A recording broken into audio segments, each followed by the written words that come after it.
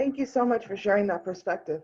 I'd like to move into the next, and you're right, it is something that definitely as parents, as teachers, that we have to take that initiative at this point to really to learn how to support our students in that way. And Coach, thank you for sharing your perspective as well, so that we can hear from somebody who actually was one of our students with ADHD and what worked well for them. We appreciate that. Moving on to the next question, I'd like to talk a little bit about suspension and punitive measures. I don't know internationally, but here in the US, one of the big issue amongst ADHD parents particularly is a level of frustration about all the suspensions. And if we look at the statistics, honestly, students with disabilities, and today we're talking specifically about ADHD, are suspended disproportionately, often for behaviors that we could say are a manifestation of disability. So while we can't have, let's say, that second grader hitting another kid in the line, there has to be something that supports that not happening. What do you guys see from your perspective as the most effective way to handle that while supporting the kids with disabilities and also creating a safe environment? Should I go first? Sure, we have like a sort of order going on here that's working. Little anti-clockwise order. I think we need to be really clear of making sure that children who are, let's say, being naughty or even, hitting someone in the line in second grade, if they do have an actual, certain condition that they've said, okay, this child has ADHD, I think it's our duty to confront this in a different way than with a student who doesn't. So not to make it a differentiation so that other kids are like, oh, just because he has ADHD, he gets to hit someone in line. But I think we have to make an early intervention plan and work with parents rather than inform them later or against them. I think in our school, it's working pretty well. I have to say, though, it's when you bring in the one-on-one work with those children and really channel the energy and understanding what they're allowed to do. There's a different consequence at grade 2 and grade 10. But of course, there's one thing about being mean and evil and one thing about having ADHD and doing something without actually thinking through it. And you shouldn't be suspended for that.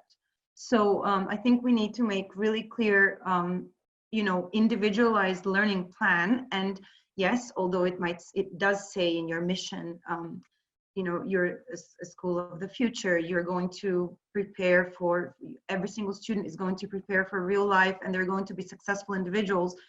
We also have to make sure that we stand behind that. So how do we make them successful individuals? Well, by suspending them 2 or 3 times, that's going to knock down their self-esteem so badly, it can make the problem worse. So what's a way? Of course, I don't have all the answers, but I think some of the things that could work is what works for that child. If it's a different seating plan, what if they keep hitting the same kid? Well, let's move them. Let's have a different seating plan. Let's use color coordinated homework so that they don't keep losing it, messing it up, or we all get bored reading a specific text, but they might just show it in a different way. So that's not a reason to get them into trouble, especially, which is going to reflect negatively all around.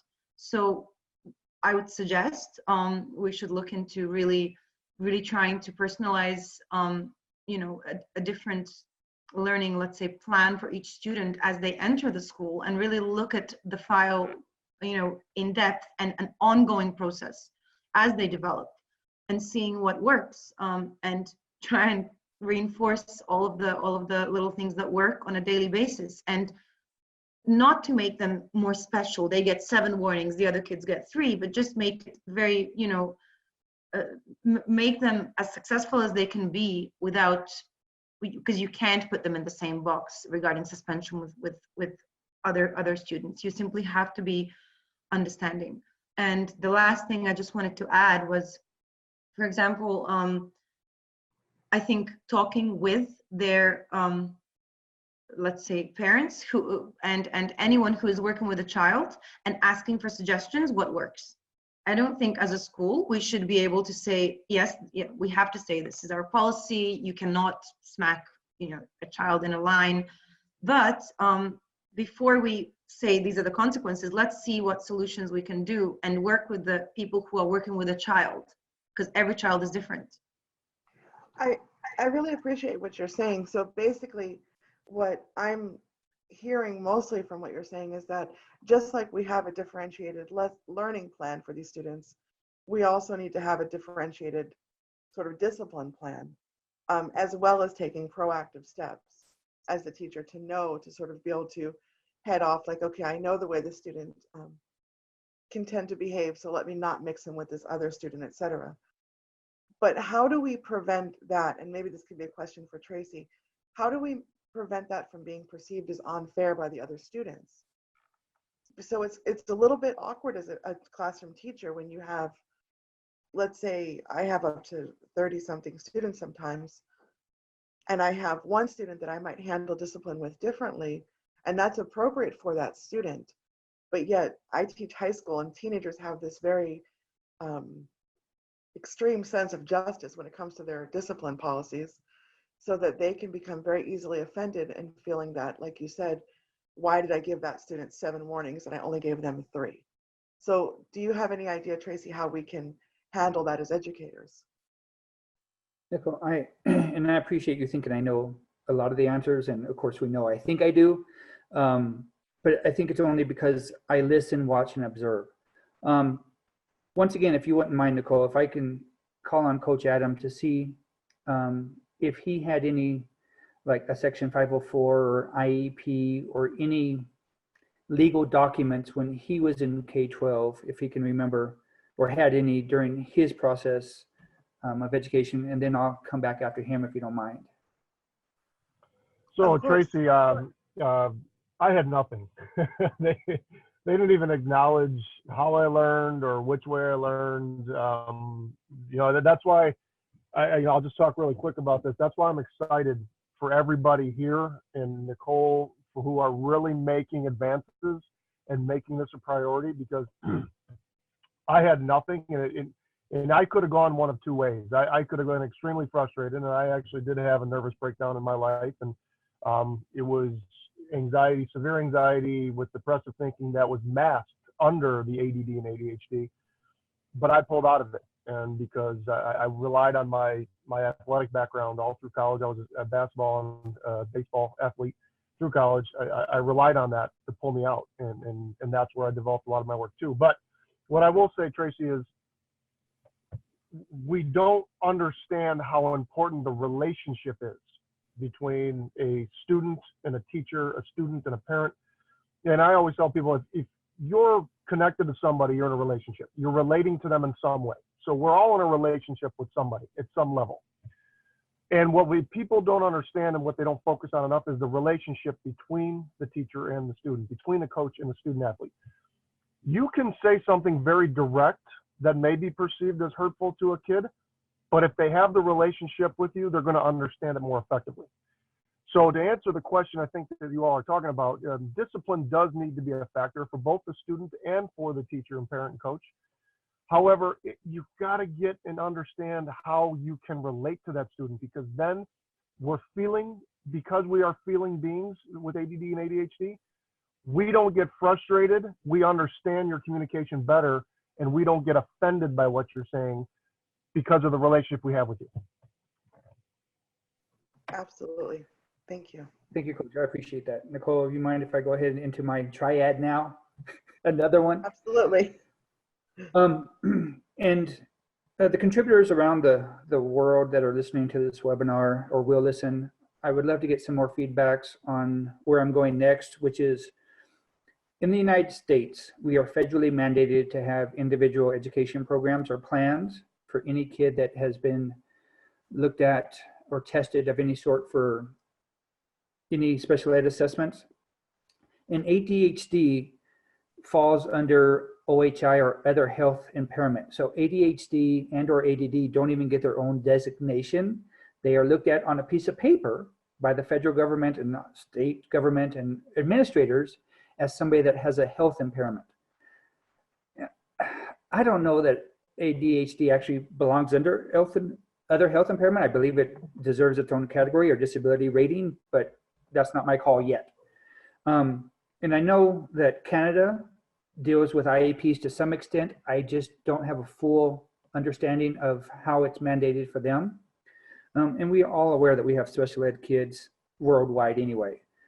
And here's part of the problem. And Coach, I appreciate that you brought up relationships, because the IEP process does not mandate relationships between the teacher and the students. And that's where a lot of teachers get convoluted, get confused, get disorientated, because like, well, the paper says I do this, so I can only do this with you. Well, hello, that's absurd. Because every year, a teacher, whether it's gen ed or special ed, should actually read those IEPs. Once again, individualized education program or plan. I call it a textbook for that kid for that year. And basically, I don't read mine. When I first meet the kids, and it could go up to 2 weeks, I want to meet the kids as they present themselves to me. I don't want to read a piece of paper to be biased towards what they can do or cannot do. And typically the paper is negative, the IEP is negative, because we're working on things that they can't do. We're trying to give it, and truthfully, education is about how can we help you do what you already can better and work on some of those other things. Once again, Nicole, if I'm going too long, let me know. But yeah, and the reason I don't read those is because, once again, I want to see how the kids present to me and what I can do prior to reading those pieces of paper to bias myself. And a lot of teachers will do it the opposite way. They'll read the paper, and that is what the kid is about. And we lose that relationship opportunity. We've already biased ourselves, typically in a negative way, against that kid, and that label carries with them throughout their educational career, which is a hindrance not only to ourselves, it's a hindrance to the kid, it's a hindrance to their family as a whole and society in the long term, because that kid is already, too many of us reinforce a negative connotation against that kid and any kids that aren't quote unquote normal, which limits our ability to build a relationship and to help educate them to become, what they want to become, not what we want them to become. I think that you make an interesting point, because on one hand, we need to have a document, right, to establish the disability and to establish the needs and to protect them. But on the other hand, it's really not about a document. It's really much more about the relationship that the teacher has with the student. And that's something that's hard to mandate or enforce. That really comes down to the teacher's willingness to open their heart and to understand the student and to create that powerful relationship. So that is a little bit of a conundrum, that how can we motivate people to understand, to see it from the student's side, that in reality, they're not just trying to be that bad, annoying kid. They're really struggling. It's a disability, even though it's not always visible. So I think that's a tough one. No, that's something that almost has to happen individually with each educator as they sort of become more aware.